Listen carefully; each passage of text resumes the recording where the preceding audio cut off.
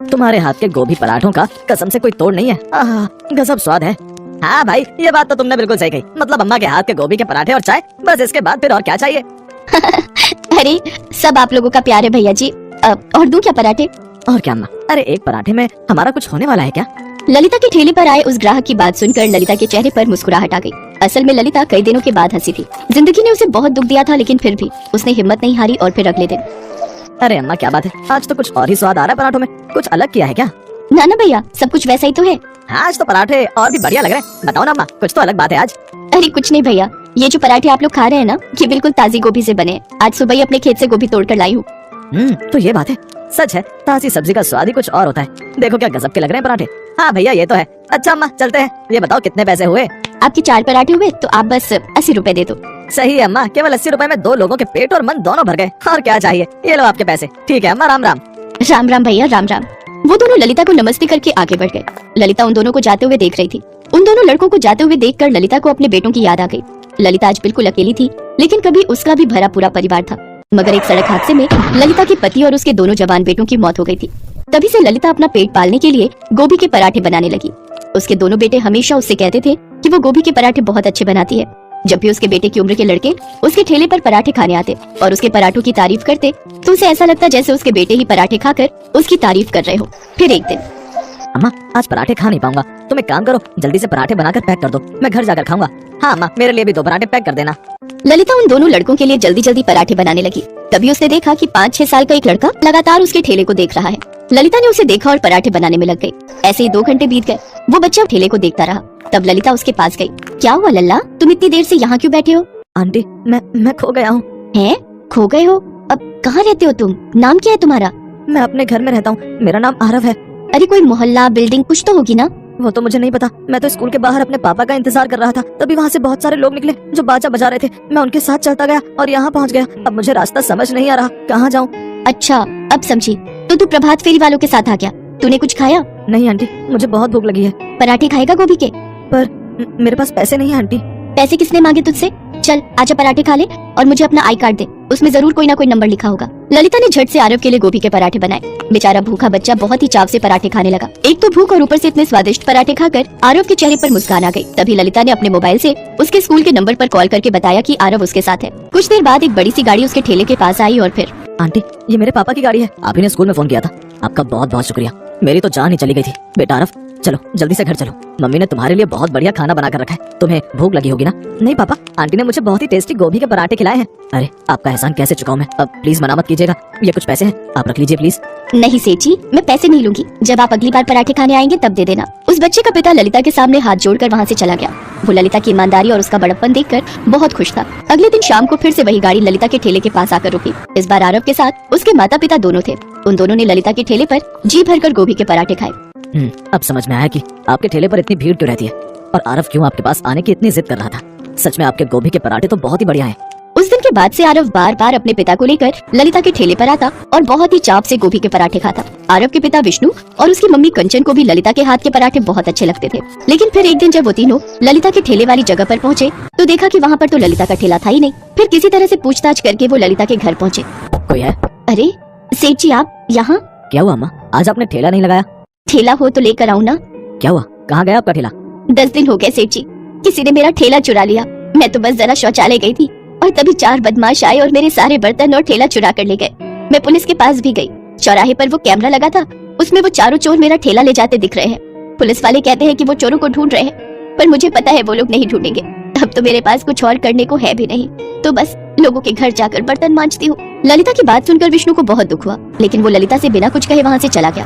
Car में भी वो बिल्कुल शांत था। और फिर अम्मा के साथ बहुत बुरा हुआ ना पापा, क्या हम उनके लिए कुछ नहीं कर सकते? करेंगे बेटा, जरूर करेंगे। अगले दिन विष्णु फिर से ललिता के घर पहुंचा और उसे जिद करके अपने साथ अपनी कार में बिठा लिया।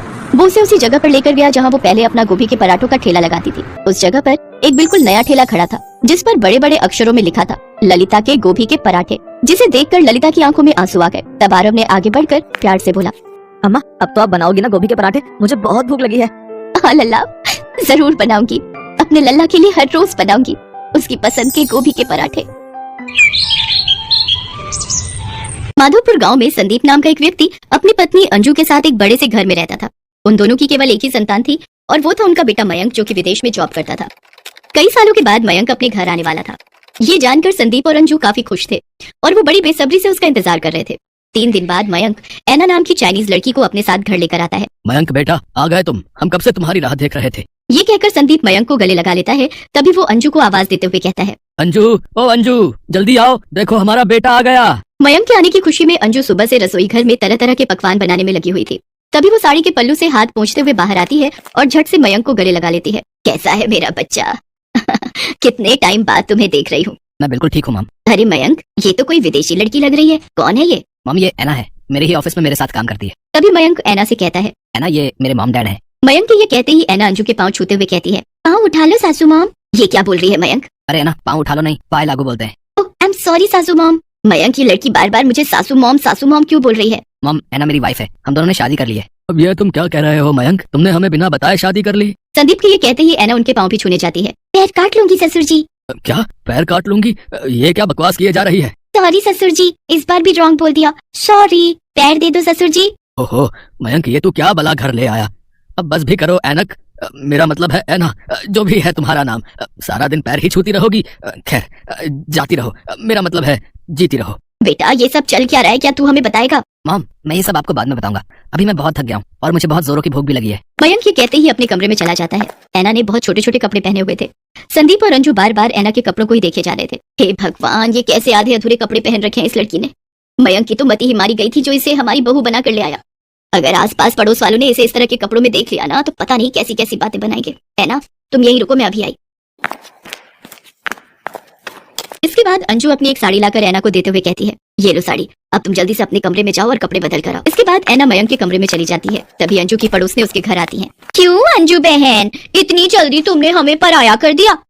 घर में फिर रंगन बहू ले आई और हमें बताया तक नहीं? हाँ हाँ अंजू बहन, आपने हमारे साथ ऐसा क्यों किया? हमें आपसे ये उम्मीद नहीं थी। भाई क्या करे, जिसकी विदेशी बहू आती है ना, उसके ऐसे ही ठाट बाट बढ़ जाते हैं। क्या बकवास किए जा रही हो तुम दोनों? इतनी देर से वो लड़की हमारा दिमाग खराब कर रही थी, अब तुम दोनों भी शुरू हो गई। अरे वो मेरी बहू है, मुझे ये खुद अभी पता चला। अब तुम दोनों जाओ यहाँ से, मैं पहले बहुत परेशान हूँ। अरे अंजू बहन, अब इतने भाव क्यों खा रही हो? बहू का एक बार चेहरा तो दिखा दो। तुम्हारी बहू क्या हूर की परी है जिसे देखेंगे तो नजर लग जाएगी? तुम दोनों जाती हो या मैं? हाय हाय, इतना भी क्या गुस्सा। हम जाते हैं, चल चले। इसके बाद वो दोनों वहाँ से चली जाती हैं। अंजू परेशान होकर सर पर हाथ रखते हुए सोफे पर बैठ जाती है। उधर ऐना अपने पति से कहती है, मयंक, हमको बहुत जोरों का भूख लगी है, लेकिन हमको ये इंडियन खाना नहीं खाना। अच्छा, तो फिर तुम जल्दी से किचन में जाकर अपनी पसंद का कुछ बना लाओ। मयंक की बात सुनकर ऐना किचन में जाती है। वहाँ उसे समझ नहीं आ रहा था कि वो क्या बनाए। अरे हमको तो कुछ समझ नहीं आ रहा कि हम क्या बनाएं। हमको तो ये भी नहीं पता कि ये कौन सी सब्जी है। क्या बनाऊं? हमको तो बहुत जोरों का भूख भी लगा है। तभी ऐना को रसोई की दीवार पर 2 छिपकली दिखती है। अरे वाह, मिल गया हमको खाना, अब तो हम इन्हीं को खाएगा। ऐना बगल में रखे लकड़ी के स्टूल पर चढ़ जाती है और हाथ से दोनों छिपकलियों को पकड़ने लगती है। तभी अंजू रसोई में आ जाती है। वो जैसे ही ऐना को छिपकली पकड़ते देखती है, वो जोर से चिल्ला पड़ती है, बाप रे बाप, हे राम, ये क्या कर रही हो बहू तुम? अंजू के चिल्लाने की आवाज सुनते ही मयंक और संदीप भी किचन में आ जाते हैं। उधर ऐना भी अपने दोनों हाथों में छिपकली पकड़ लेती है। क्या हुआ मॉम, आप इतनी जोर से क्यों चिल्लाई? Everything is alright? हाँ भाई, ऐसा भी क्या हो गया? क्यों इतना शोर मचा रखा है? अरे वो देखो, उस ऐना ने क्या पकड़ रखा है। तभी संदीप और मोहित ऐना की ओर देखते हैं। उसने अपने दोनों हाथों में छिपकली पकड़ रखी थी जो बुरी तरह फड़फड़ा रही थी। ये देखकर दोनों की चीखें निकल जाती हैं। हे भगवान, अब इस छिपकली ने, मेरा मतलब है ऐना ने, ये क्या पकड़ लिया? अरे आप सब लोग इतना डरता क्यों है इससे? तुमको पता है इसका तो बहुत ही टेस्टी चटनी बनता है। मैं इसकी चटनी बनाकर आप सबको खिलाऊंगी, फिर देखना आप कैसे अपनी उंगली चाटता रह जाएगा। अब मैं जल्दी से इसकी चटनी बना देती हूँ। संदीप और अंजू लगातार मयंक को घूरते जा रहे थे। तभी वो मयंक को डांटते हुए कहती है, अरे करम जरे, कहाँ से उठा कर ले आया इस बला को? और तू मेरी माँ परेशान कर रखा है हम सबको। ये सब नहीं बनता मेरे घर में, जल्दी से इसको खिड़की से बाहर फेंक दे। आप एक बार खाइए तो सासू मॉम, आपको बहुत पसंद आएगा।